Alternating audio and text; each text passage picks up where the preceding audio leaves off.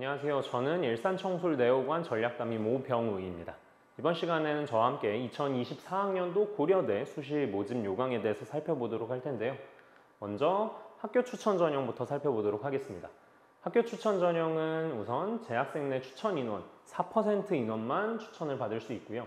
N수 지원은 작년까지는 가능했다가 올해부터는 불가능한 것으로 변경이 되었습니다.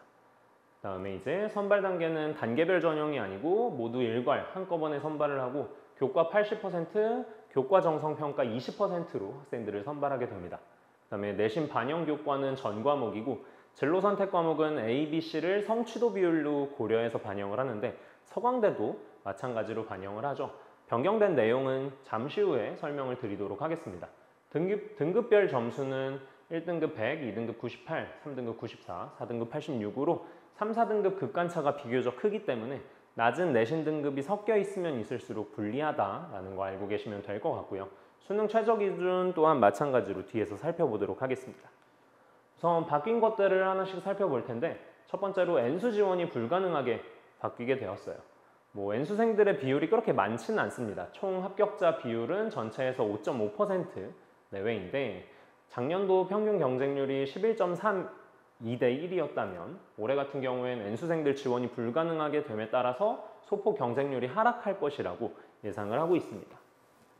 다음으로 경쟁률을 하락시킬 수밖에 없는 요인이 한 가지 더 있는데요. 원래 기존에는 학교 추천 전형과 학업우수, 학생부 종합 전형이죠.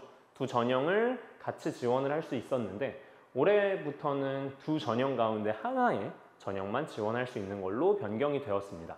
그래서 앞에 N수 지원 불가능과 맞물려서 경쟁률을 하락시킬 수 있게 만드는 요인이라고 생각이 들고요.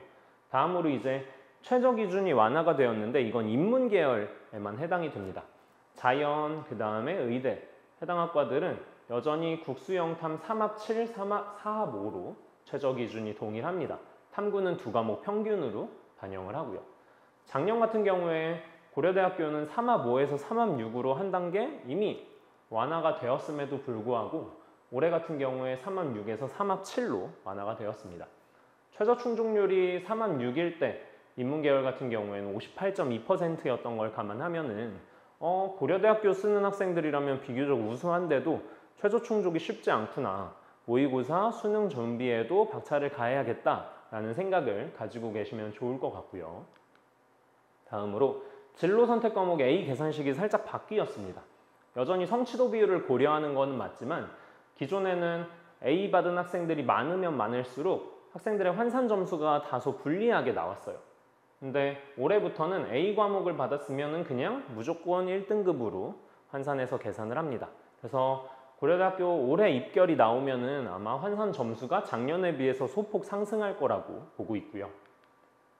다음으로 교과 정성평가 요소 또한 바뀌었는데 인성이랑 공동체 역량은 동일하다고 보시면 될 것 같고 자기개발 역량 70%, 교과 이수 충실도 70% 여기 파란색, 빨간색으로 표시해 놓은 부분들이 바뀌었습니다. 그래서 이 부분들은 안에 있는 세부 내용을 한번 살펴보시면 좋을 것 같고요. 다음으로 전년도 입결을 체크해 보시면 여기 50% 컷, 70% 컷이라고 적혀 있는 건 전체 합격자에서 상위 50%에 해당하는 학생의 내신이 어느 정도인지 70%에 해당하는 학생들 내신이 어느 정도인지를 대략적으로 나타냈다라고 보시면 될 것 같은데요.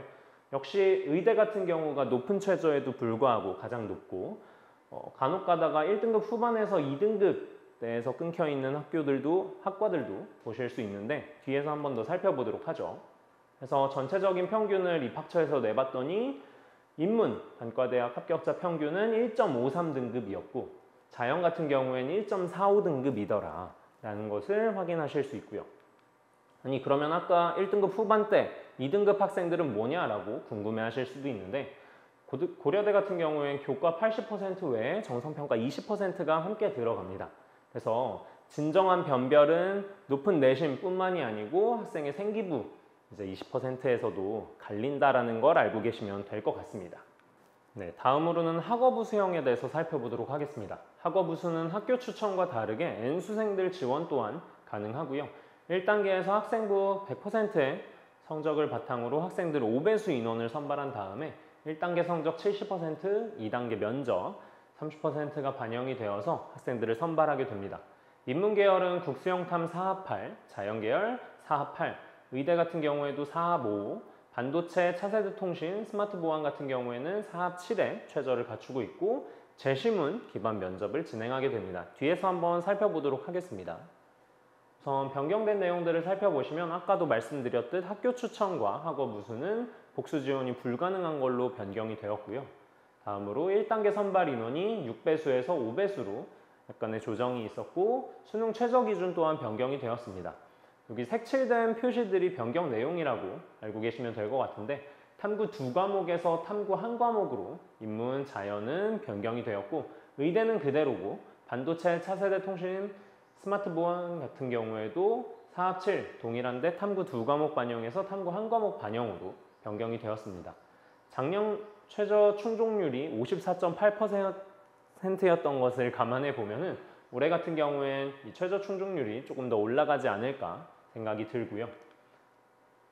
재시문 기반 면접이 이루어지는 방식에 대해서 설명을 드리면 우선 준비 시간이 12분 주어지고 면접 시간은 6분 정도 진행이 됩니다. 그래서 글씨가 작아서 안 보이시겠지만 다음과 같이 가나다라 같은 재시문이 주어지고요. 여기에 대한 답변을 논리정연하게 준비해서 학생들이 6분 동안 면접을 진행한다라고 보시면 될 것 같고 고려대 인재발굴처 유튜브에 들어가시면 학생들이 실제로 답안을 어떻게 구성하고 발표를 하는지에 대한 영상이 담겨 있으니까 꼭 한번 확인해 보시기를 바라겠습니다. 전년도 입결을 체크해 보시면 뒤죽박죽 1등급 때부터 2, 3등급 여기저기 섞여 있는 것을 살펴보실 수 있는데요. 단과대학별로 정리해 보면 다음과 같습니다. 그래서 인문 합격자 전체 평균은 2.22등급, 그리고 자연 합격자 전체 평균은 1.9등급이다 라고 알고 계시면 되겠습니다. 마지막으로 계열 적합에 대해서 살펴보도록 하겠습니다. 학업 우수와 마찬가지로 N수생들 지원이 가능하고요. 1단계에서 서류 100을 통해서 학생들을 5배수 인원만큼 선발한 다음에 1단계 성적 50%, 면접 50%를 통해 학생들을 선발하게 됩니다. 면접은 재시문 기반 면접으로 진행이 되는데 수능 이전에 면접을 진행을 합니다. 그래서 수시 납치에 유의하셔야겠고요. 변경된 내용들은 크지 않은데 하나만 살펴보면 면접 비중이 40%에서 50%, 10% 증가되었다라고 알고 계시면 되겠습니다. 재시문 기반 면접은 학업 우수와 그 방식은 비슷한데 준비 시간, 면접 시간의 차이가 있습니다. 준비 시간 같은 경우에도 학업 우수가 12분인데 계열 적합은 21분이고요. 면접 시간도 1분가량 더 많습니다.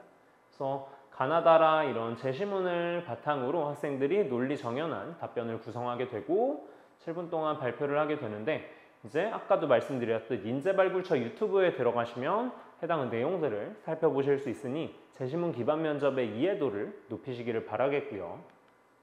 다음으로 입결을 체크해 보면 아무래도 학생부 종합전형이다 보니 단순 내신 등급만 체크하는 것은 의미가 다소 부족할 수 있지만 단과대학별로 살펴보면 다음과 같습니다. 인문 합격자 전체 평균은 2.38등급, 자연 합격자 전체 평균은 2.89등급에 달하고요.